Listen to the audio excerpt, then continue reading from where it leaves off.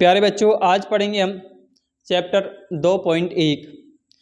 इसका बेसिक समझने के लिए हमने पिछला वीडियो छोड़ा था, उसको देख लें ताकि 2.1 कंप्लीट तरीके से बिल्कुल आसानी से समझ आ जाए। वैसे तो हम यहाँ पर समझा देंगे, इसमें ऐसा कुछ है नहीं है, और अच्छा समझने के लिए हमारा पिछला वीडियो देखें।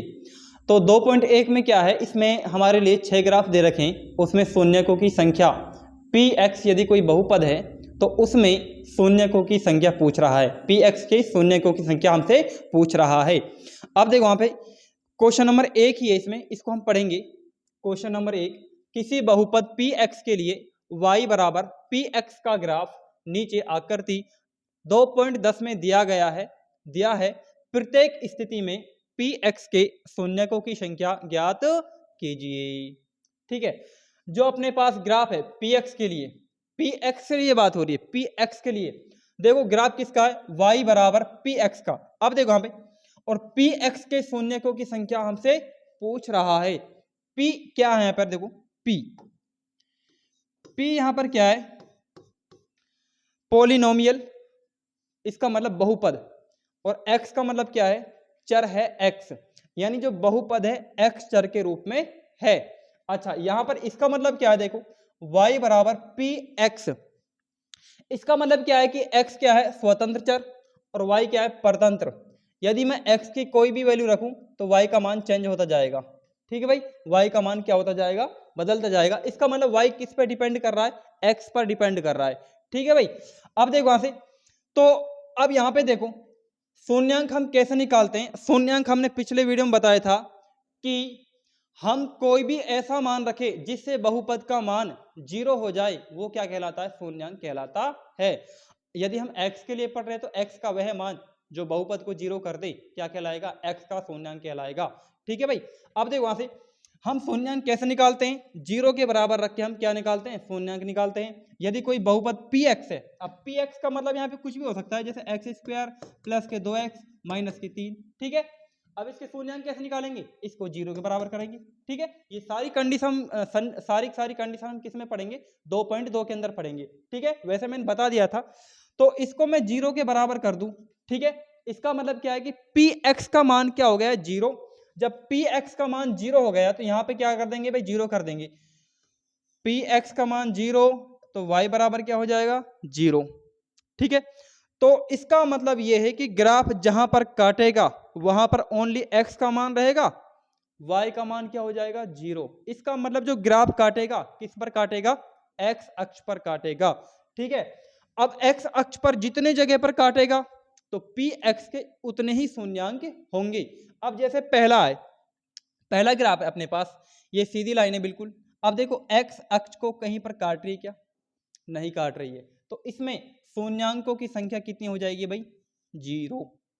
ठीक है, अब जो दूसरा ग्राफ है इसमें देखो, इसमें जो ग्राफ x अक्ष, देखो यहां से x अक्ष को कहां पर काट रहा है, देखो एक जगह पर काट रहा है। ठीक है, तो इसका मतलब इसमें शून्यांकों की संख्या कितनी हो जाएगी भाई, 1 हो जाएगी।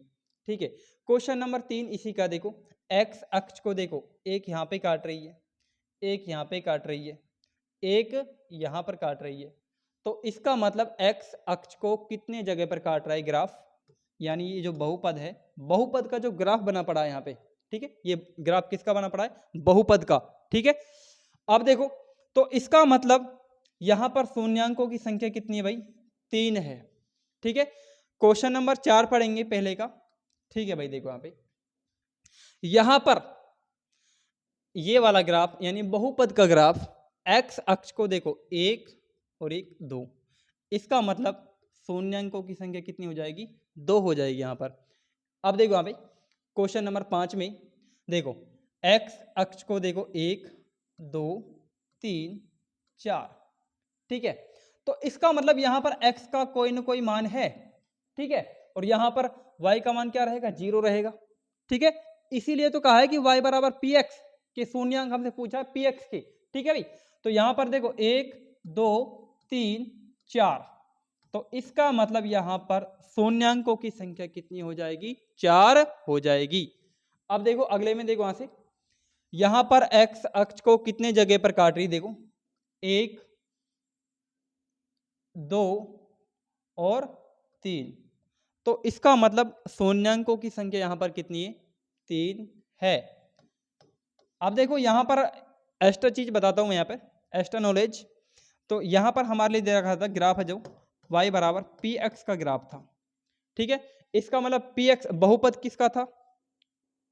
बहुपद किसका था? पी एक्स का, मतलब जो बहुपद था वो एक्स के रूप में था, उसका यहाँ पर ग्राफ बना पड़ा है, ठीक है। यानी जो y का मान आएगा वो किसके ऊपर डिपेंड है? x के ऊपर डिपेंड है। यदि ये ऐसे आ जाता x बराबर पी वाई, तो इसका मतलब ये कि और पी एक्स पी वाई के शून्यांकों की संख्या हमसे पूछ लेता, तो क्या करते? उल्टा करते बिल्कुल। कैसे करते? यदि बाई चांस एग्जाम में ऐसा क्वेश्चन बन जाता है तब कैसे करेंगे? तो क्या करेंगे भाई? तो इसका मतलब यह है कि x किसके ऊपर डिपेंड है? y के ऊपर। इसका मतलब जो p का मतलब बहुपद किसके रूप में है? y के रूप में है। तो इसका मतलब यह है कि पी वाई के शून्यांकों की संख्या हमसे पूछेगा फिर, ठीक है। तो इसका मतलब यह है कि y को जहां जहां पर काटेगा उतने ही, यानी जितने जगह पर काटेगा उतने ही शून्यांक हो जाएंगे।